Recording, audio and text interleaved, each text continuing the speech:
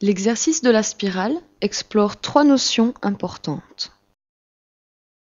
La première idée est l'initiation du mouvement à partir du bassin, qui est le centre du corps. Remarquez que c'est le bassin qui commence à tourner et qui entraîne les jambes et la partie haute du corps. En second lieu, cet exercice sert à clarifier le rapport entre le bassin et les appuis. Finalement, l'exercice amène l'exécutant à prendre conscience de l'importance des articulations coxo-fémorales pour l'initiation des mouvements et pour la prévention. Dans la mauvaise exécution, le bassin est déplacé vers l'avant et le poids du corps porte principalement sur les mains. Tout le maintien se fait donc à partir du dos. La partie inférieure et postérieure du corps est crispée pour maintenir la position. Dans la bonne exécution, le bassin s'ouvre à la verticale des pieds. Le haut du corps ne supporte pas de poids. Remarquez que les mains ne sont pas écrasées au sol. Il est intéressant de remarquer la triple flexion, cheville, genou et hanche.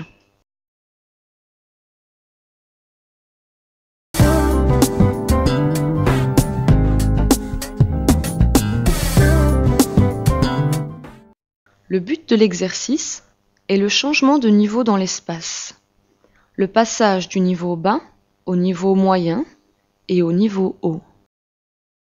En volley-ball, le joueur change constamment de niveau, par exemple lorsqu'il contre, puis il plonge et ensuite il passe. Enrique Pisani pense que ce concept doit être développé avant la technique et la tactique. Afin de minimiser l'effort physique, tous les mouvements du bas vers le haut et du haut vers le bas doivent être exécutés en rotation. Ces rotations sont très claires dans le travail de l'attaque et du contre après déplacement.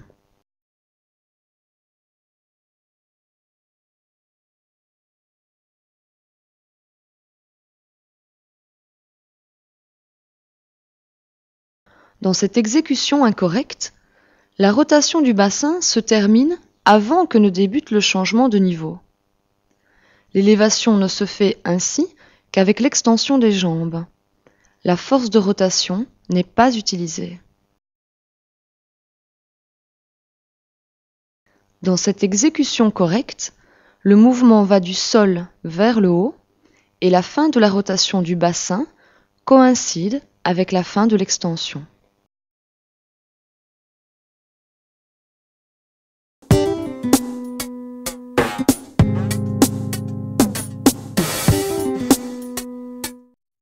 Cet exercice utilise les 2 mouvements précédents en bougeant vers l'avant, le côté ou vers l'arrière.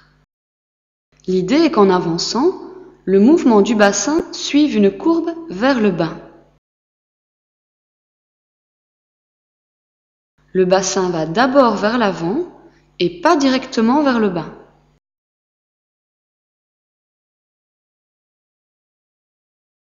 Dans la remontée, le bassin conduit l'action vers l'arrière.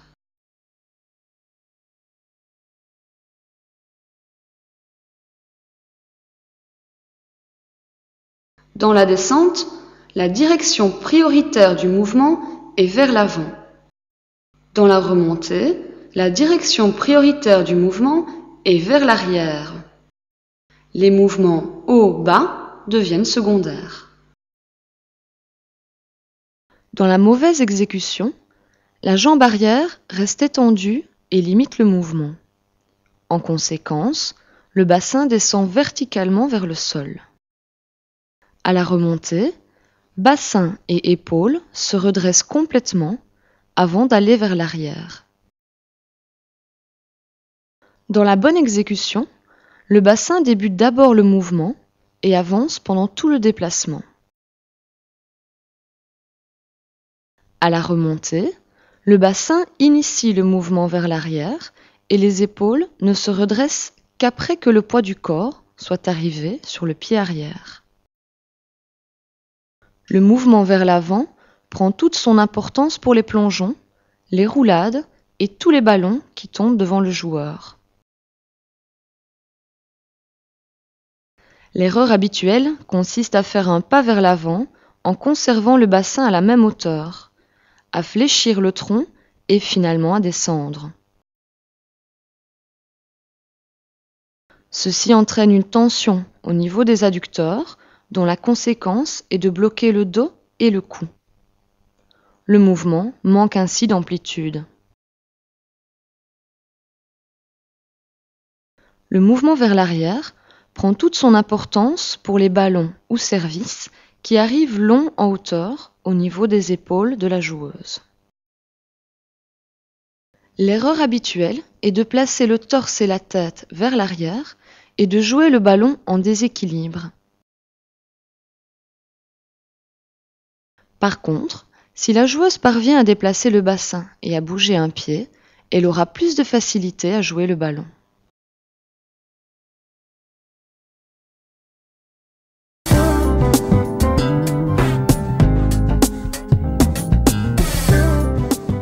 Il est envisageable d'utiliser cet exercice dans l'échauffement, car il travaille sur la mobilité, sur les changements de niveau, sur l'ouverture et la fermeture du corps.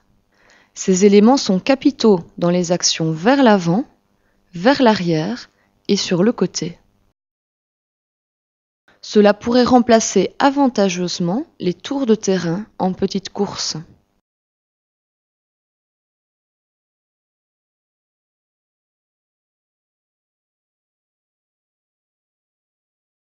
Par ailleurs, le premier principe de l'échauffement est d'entrer en contact avec les éléments du corps que l'on va plus particulièrement utiliser pendant l'entraînement.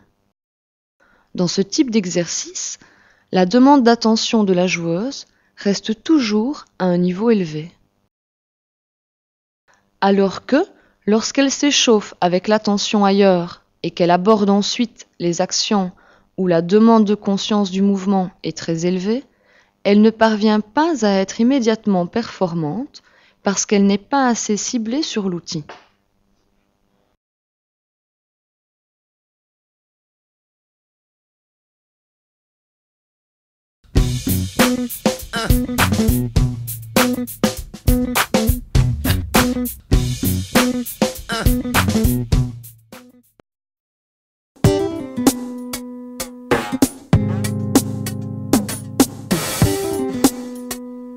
Le but de cet exercice est d'utiliser la capacité générale de fermer et d'ouvrir le corps. Dans la vie de tous les jours, le corps est plus proche de se fermer que de s'ouvrir.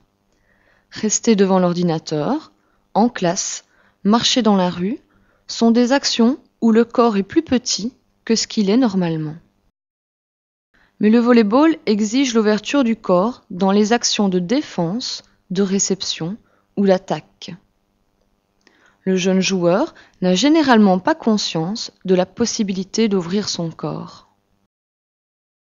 Le corps comporte 6 extrémités: la tête, le coccyx, les jambes et les bras.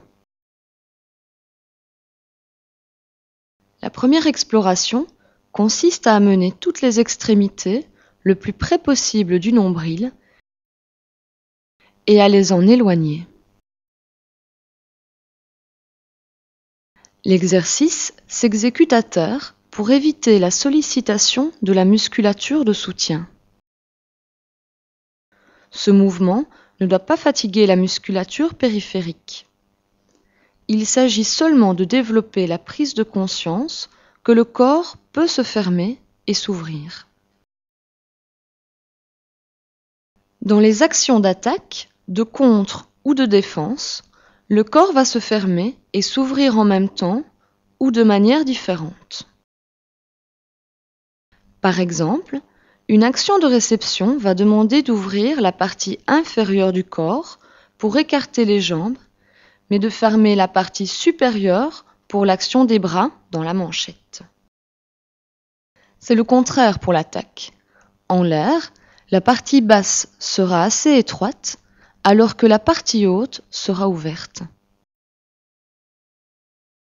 Cette sensation d'ouverture-fermeture du corps, simultanée ou alternée, doit être développée avant de proposer des actions techniques comportant ces caractéristiques.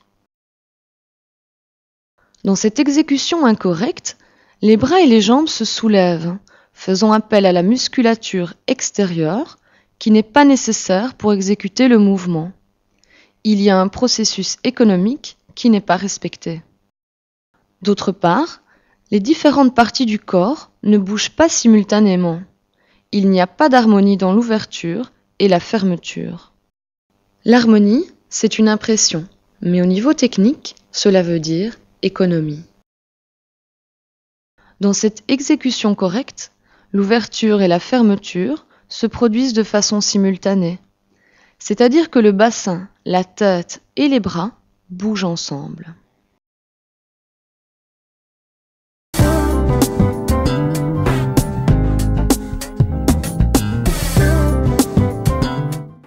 Pour préparer les mouvements d'attaque et de service, il est fondamental de faire découvrir les diagonales du corps.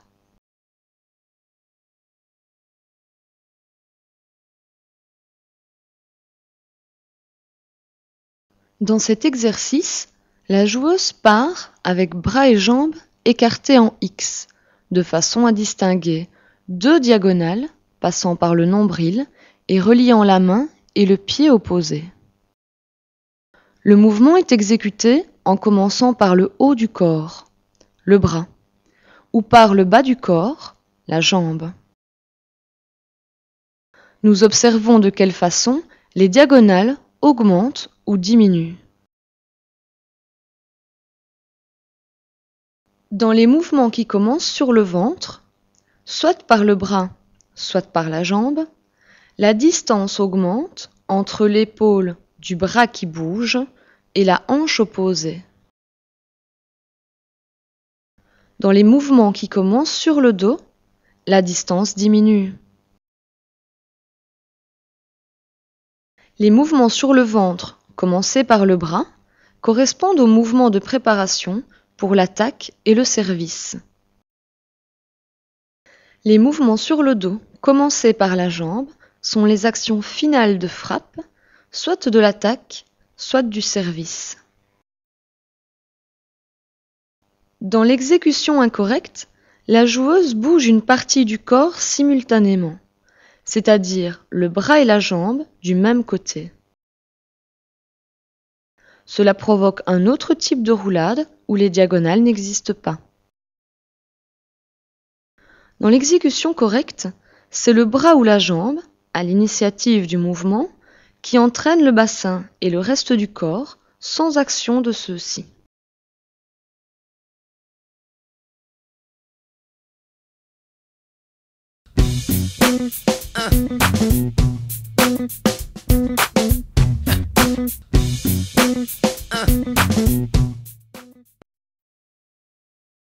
La grenouille est un exercice de prévention, de correction et de sensibilisation à la façon dont la partie basse du corps doit fonctionner dans les déplacements. Cet exercice a pour but d'explorer la possibilité de rotation interne-externe à partir des articulations coxo-fémorales. Cette rotation est accompagnée de flexion-extension dans l'action d'ouvrir ou de fermer les jambes. Il est primordial de sensibiliser la joueuse au fait qu'il y a un mouvement de rotation au niveau des hanches et non pas au niveau des genoux ou des pieds. Cette notion est importante car tout mouvement d'ouverture des jambes doit être accompagné d'une flexion et d'une rotation externe. Les mouvements de flexion, rotation externe sont des mouvements qui nous amènent vers le côté. Il est ensuite possible de prolonger l'action vers le côté sans risque. Par contre, dans le déplacement latéral avec la jambe en rotation interne, le joueur est bloqué sur l'appui avec un risque pour les ligaments extérieurs du genou et les ligaments externes de la cheville. La première partie du mouvement de la grenouille, rotation externe et flexion, se retrouve dans les actions de réception sur le côté, de défense et dans le premier pas d'ouverture pour le contre. D'autre part, tout mouvement d'extension doit être accompagné d'une rotation interne de la jambe. La rotation interne est utilisée dans les mouvements vers le haut, dans les sauts ou dans les changements de direction. La rotation interne amène le corps à se fermer sur l'axe central et permet ainsi de concentrer les forces.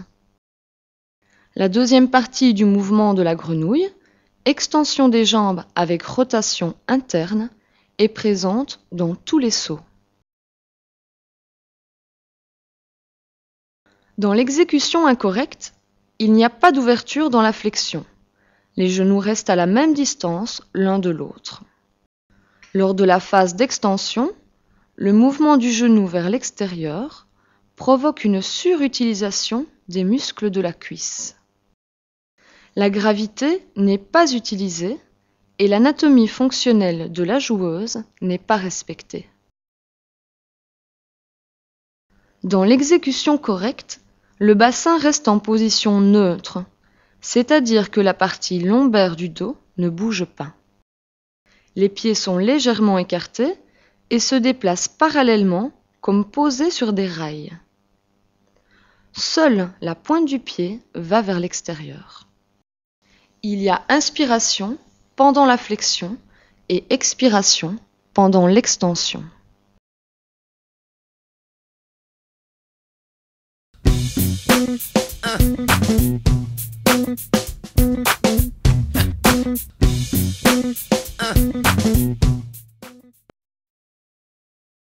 Comme l'exercice de la grenouille, cet exercice explore la capacité de rotation interne-externe des articulations coxo-fémorales, mais cette fois en impliquant plus le bassin. La grenouille est symétrique et le bassin reste toujours dans la même position. Alors que, dans l'essuie-glace, une moitié du corps bouge et l'autre sert de support. Le but est d'apprendre à différencier le mouvement de la jambe du mouvement du bassin. Démarrer avec la jambe pour suivre avec le bassin. Lorsque la jambe va vers l'arrière et effectue une rotation interne, la hanche correspondante doit se décoller le moins possible. Dans l'exécution incorrecte, la cambrure du bas du dos est importante. La joueuse monte avec la hanche en appui sur le pied à terre.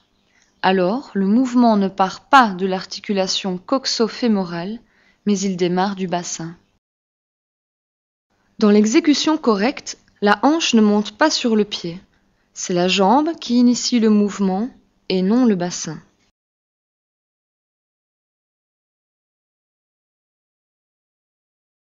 Ce mouvement est important dans tous les déplacements en réaction soudaine où l'on n'a pas la possibilité de bouger tout le corps, comme par exemple les petits pas d'ajustement pour utiliser le reste du corps de manière efficace.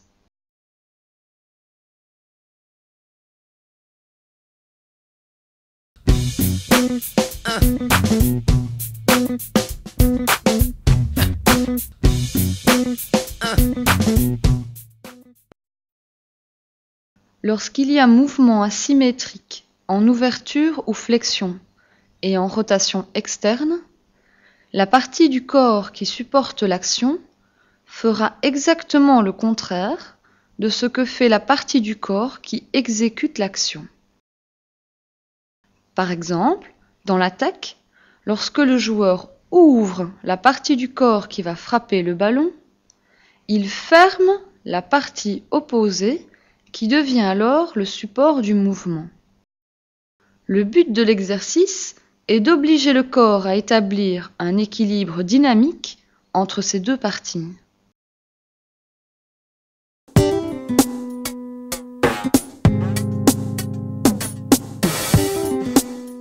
Dans ce mouvement, la moitié du corps reliée au genou qui se soulève part en rotation externe, alors que l'autre moitié reliée au genou qui pivote au sol part en rotation interne. Une partie du corps s'ouvre et l'autre partie doit se fermer pour garder l'équilibre. Dans le cas présent, l'exercice est exécuté en déplaçant les mains en appui au sol.